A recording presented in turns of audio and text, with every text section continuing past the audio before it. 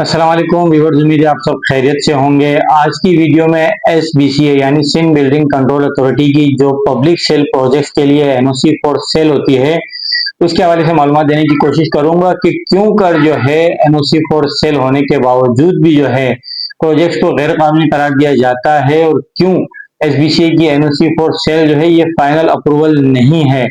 तो वो लोग जो एसबीसीए की एनओसी फॉर सेल को किसी भी हाउसिंग प्रोजेक्ट के लिए फाइनल अप्रूवल समझते हैं, उनके लिए वीडियो बहुत अहम है। वीडियो को आपने आखिर तक देखना है। व्यूअर्स, एनओसी यानी नो ऑब्जेक्शन सर्टिफिकेट, ये वो डॉक्यूमेंट्स है जो कि पूरी दुनिया में किसी भी सरकारी इदारे की जानिब से जब जारी किया जाता है तो इसका मतलब ये होता है कि जिस मकसद के लिए ये एनओसी जारी की गई है उसे कानूनी तहफ़्फ़ुज़ हासिल होता है।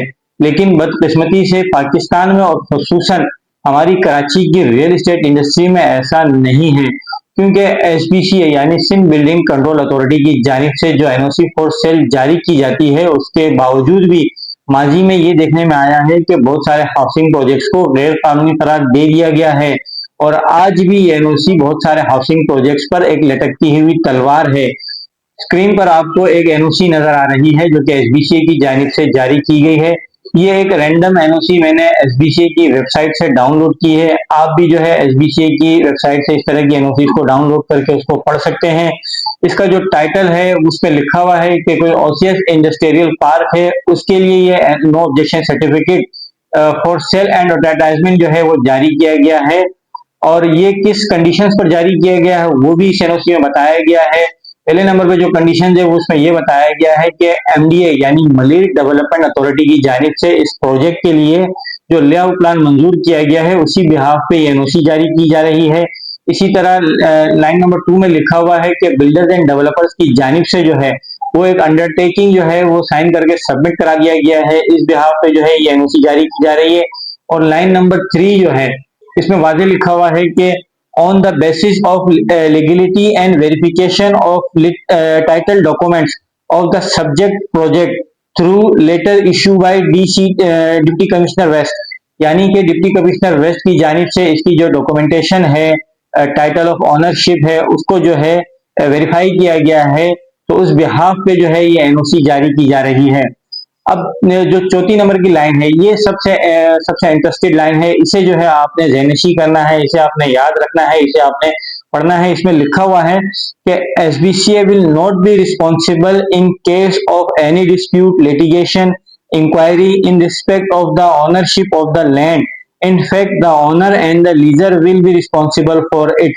यानी एसबीसीए वाजे तौर पे कह रहा है कि वो किसी भी किस्म के डिस्प्यूट लिटिगेशन इंक्वायरी में जो है वो जिम्मेदार नहीं है, बल्कि जो ऑनर है और जिस इदारे ने लीज दी है, अलॉटमेंट दी है, वही इदारा जो है जिम्मेदार होगा, एसबीसीए नहीं होगा।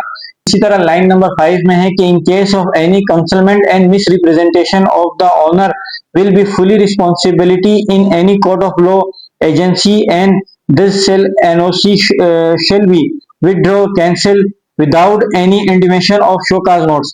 यानी कि किसी भी कोर्ट ऑफ लॉ यानी किसी भी अदालत की जानिब से या किसी भी एजेंसी की इंक्वायरी की जानिब से अगर ये साबित हो जाता है कि बिल्डर ने कोई मिस रिप्रेजेंटेशन की है या किसी हकीकत को छुपाया है, तो उसकी जिम्मेदारी भी एसबीसीए की नहीं है।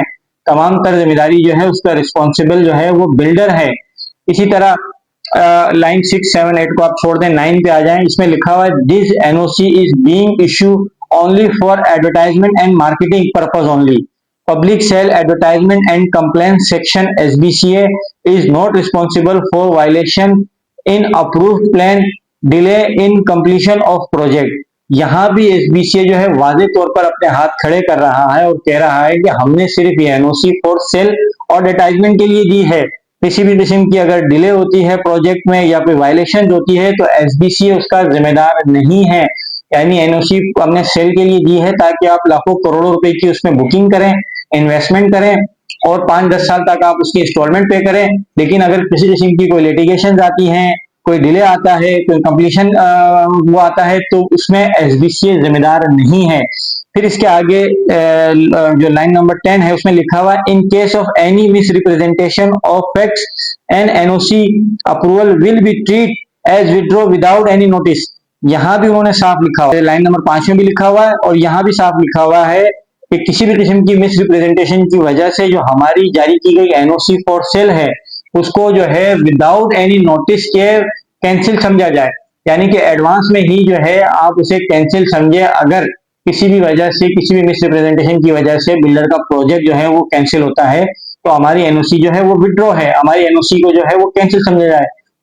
अब लाइन नंबर 12 में आते हैं, उसमें भी यही है कि in case any litigation inquiry in respect of land the owners would be liable for it, SBCA will not be responsible in any sort of legal matter. यानी अगर जमीन की कोई इंक्वायरी होती है और उसमें जमीन जो है वो किसी किस्म की लिटिगेशन में आती है, मौजूद है, तो उसमें भी जो है एसबीसीए कोई जिम्मेदार नहीं है, किसी किस्म की जिम्मेदारी नहीं है। देखें ये जो पांचों लाइन है तकरीबन आपको हर एनओसी में ये मिलेंगी। कम से कम ये जो 2-3 लाइनें हैं, इन केस ऑफ एनी मिसरिप्रेजेंटेशन, ये आपको मिलेंगी। आपको स्क्रीन पर जो है फलकनाज वंडर सिटी की एनओसी नजर आ रही है, इसमें भी तकरीबन यही लाइनें हैं। अब यहाँ पर वाजे तौर पे एसबीसीए कह रहा है कि हम सिर्फ सेल की एनओसी दे रहे हैं, एडवर्टाइजमेंट की एनओसी दे रहे हैं, ताकि वो जो है बिल्डर वो खुलेआम मुख्तलिफ प्रिंट मीडिया पर एडवर्टाइजमेंट करे, प्रोजेक्ट में जो है बुकिंग करे, आवाम से लाखों करोड़ों अरबों रुपए वसूल करे और वो पैसे लेके जो है मतलब बुकिंग करता रहे, किसी किस्म की कोई उसके ऊपर पाबंदी नहीं है। लेकिन अगर कोई वायलेशन होती है, कोई मिस रिप्रेजेंटेशन होती है, कोई भी इंक्वायरी होती है, कोई भी लिटिगेशन होती है, तो हमारी जिम्मेदारी नहीं है। एसबीसीए जो है वो इसका जिम्मेदार नहीं है। कौन है इसका जिम्मेदार? या तो बिल्डर खुद है या जिन लोगों ने ये जमीन अप्रूव की है वो जिम्मेदार हैं। अब व्यूअर यहाँ पर ये जो मिस रिप्रेजेंटेशन की लाइन है ये आपको आईएनएससी में देखने को मिलेगी। अगर इसकी मैं डेफिनेशन करूं तो ये वीडियो बहुत ज्यादा लंबी हो जाएगी। मैं आपको 2-3 मशहूर केस जो है उस हवाले से बताने की कोशिश करता हूं। एक जो है वो नस्ला टावर है, जो कि बहुत ही मशहूर केस है कराची की रियल एस्टेट इंडस्ट्री का। उसमें जो है बिल्डर की जानिब से जो एम्यूनिटीज की यानी रोड की जो जमीन की जो एम्यूनिटी है उसको शामिल किया गया था और फिर इदारों की जानिब से जो है बाकायदा उसका साइड प्लान जो है इजाफी जमीन का जो है वो जारी किया गया था। और फिर उसके बाद तमाम इदारों की एनओसीज मौजूद थी, कंप्लीशन सर्टिफिकेट बिल्डर को मिल गए थे, बिल्डिंग बन गई थी, लोगों ने रिहाइश इख्तियार कर ली थी। लेकिन जब सुप्रीम कोर्ट में उसका केस चला तो पता चला कि उसकी जो बेस है, उसकी जो जमीन है उसमें लिटिगेशन है, उसमें जो है इजाफी एम्यूनिटीज की जमीन को शामिल किया गया है। और यहाँ पर मैं आपको बताता चलूं कि किसी भी किस्म की जो एम्यूनिटी है उसे जो है कन्वर्ट नहीं किया जा सकता किसी भी रेजिडेंशियल या कमर्शियल प्रोजेक्ट में। तो उसकी जो टाइटल डॉक्यूमेंट्स है वो सही नहीं थे, तो उसके ऊपर जितनी भी तामीरात थी उसे गैर कानूनी करार दिया गया और फिर सारी दुनिया ने देखा कि उस बिल्डिंग को जो है डिमोलिश किया गया। और आज तक एसबीसी की इस एनओसी पर लोगों ने करोड़ों अरबों रुपए की इन्वेस्टमेंट की, एक एक फ्लैट की 3-3, 4-4 करोड़ रुपए की इन्वेस्टमेंट की गई, लेकिन लोगों को आज तक उनके पैसे नहीं मिले क्योंकि एसबीसी ने कहा कि मैं जिम्मेदार नहीं हूं। इसी तरह एक और केस है बहरिया टाउन कराची का। बहरिया टाउन जब आया 2013 के एंड में, तो 2012 में सरकारी जमीनों पर सुप्रीम कोर्ट की जानिब से पूरे पाकिस्तान में पाबंदी लग चुकी थी। लेकिन फिर जो है हम देखते हैं कि बहरिया टाउन जो है वो तकरीबन 18,000 एकड़ पर जो है वो प्रोजेक्ट लॉन्च कर देता है और बुकिंग कर देता है, लाखों करोड़ों अरबों रुपए जो है वो बुकिंग की सूरत में हासिल करता है, एनओसी फॉर सेल मिल जाती है, जमीन की जो है वो उनके नाम पर ट्रांसफर हो जाती है। फिर जब केस चलता है तो तकरीबन 8-10 साल बाद पता चलता है कि जो जमीन है वो गैर कानूनी तरीके से हासिल की गई है। सुप्रीम कोर्ट के ऑर्डर में, जजमेंट में ये बताया गया है कि जब 2012 में पाबंदी थी तो जो जमीन दी गई है वो गैर कानूनी तरीके से दी गई है। तो ये जो लिटिगेशन है इसके बिहाफ पे जो है वो आज भी बहरिया टाउन गैर कानूनी है। उनके ऊपर एक बहुत बड़ी जो है वो चार्जेस लगाए गए हैं अरबों रुपए के। अब जो है जो बहरिया टाउन के मालकान है वो तो दुबई में मजे कर रहे हैं। परेशानी किनको है? जिन्होंने करोड़ों अरबों रुपए की इन्वेस्टमेंट की इन्हीं एनओसीज की बिना पे, जिस पर एसबीसीए कह रहा है कि किसी भी किस्म की जिम्मेदारी हमारी नहीं है। अब विवर्स बहरिया तो आया था 2014 में और 2012 में सरकारी जमीनों पर पाबंदी लग चुकी थी। तो हम देखते हैं कि सुपर हाईवे पर, जो कि उस वक्त कराची की हदूद भी नहीं थी, उसके बाद सैकड़ों प्रोजेक्ट्स आते हैं और सैकड़ों प्रोजेक्ट जो है वो बुकिंग करते हैं। उन तमाम को जो है एनओसीज मिली हुई है और करोड़ों अरबों रुपए की उन्होंने बुकिंग की हुई है, हजारों एकड़ जमीन उनके नाम पे ट्रांसफर हो चुकी है। लेकिन 2012 में सरकारी जमीन पर पाबंदी लग चुकी थी। तो ये जो जमीन का ट्रांसफर है ये अगर फ्यूचर में साबित हो जाता है कि ये गलत तरीके से हुआ है तो ये एनओसी एसबीसीए की जो है उन प्रोजेक्ट्स के लिए ये जीरो है, बेकार है, इसकी कोई भी कानूनी हैसियत नहीं है।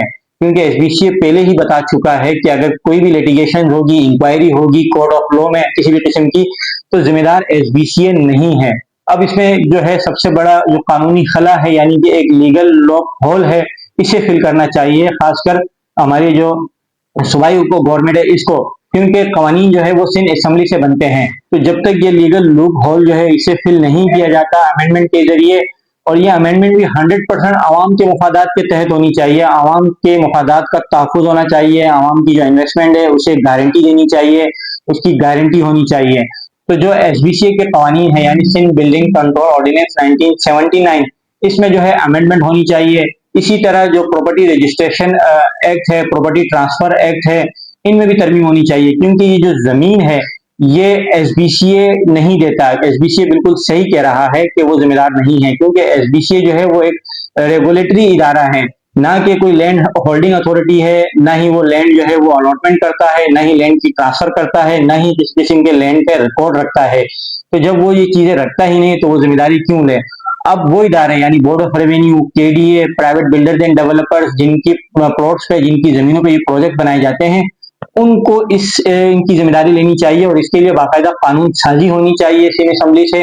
इन इदारों के कवानीन में अमेंडमेंट होनी चाहिए और इनकी गारंटी लेनी चाहिए इन इदारों को। अगर ये गारंटी होगी तो ही जो है वो प्रोजेक्ट 100% लीगल करार पाएंगे, वरना जो है इसी तरह इश्यूज खड़े होते रहेंगे, प्रोजेक्ट गैर कानूनी करार पाएंगे, और आवाम के करोड़ों रुपए की, अरबों रुपए की इन्वेस्टमेंट जो है वो इसी तरह फंसती रहेगी और आवाम को परेशानी का सामना करना पड़ेगा। तो व्यूअर, ये एसबीसीए की एनओसी के हवाले से कुछ हकाइक थे जो मैंने आपके सामने रखे हैं। वो लोग जो कि एसबीसीए की एनओसी को फाइनल अप्रूवल समझते हैं, एक बड़ी गलतफहमी में है। एसबीसीए की एनओसी में ये सारी चीजें साफ लिखी हुई हैं, वाज़ेह तौर पे लिखी हुई हैं।